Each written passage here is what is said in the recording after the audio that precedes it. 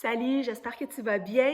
C'est Madeleine, cofondatrice de Rose Bouddha et professeure certifiée de méditation pleine conscience.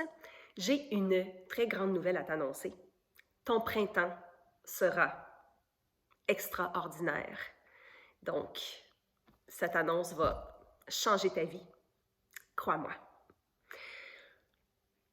Est-ce que tu es dans le même bateau que moi et que bien des gens dans ton entourage, un peu toujours à bout de souffle, essaient de profiter de la vie, mais c'est pas facile avec les aléas, avec le travail, avec les enfants. Toujours un peu l'impression de courir après ta queue, de ne pas vraiment profiter de ce qui se passe parce qu'il y a tellement de choses qu'il faut faire. Donc, on n'est pas des êtres humains, on est plus des fers humains. On est toujours en train de répondre à des besoins, d'aller à l'extérieur de soi pour aider les autres ou pour répondre à leurs demandes. Et on se retrouve à un moment donné un peu fatigué de ça, un peu à bout, un peu épuisé, et vient avec ça des fois des émotions de dépression, de tristesse, de colère. Même si on ne veut pas vivre ça et même si on a tout pour être heureux ou heureuse, c'est comme si parfois on n'y arrivait pas. Eh bien, la solution à ce problème-là, c'est qu'il faut réussir à s'arrêter un instant.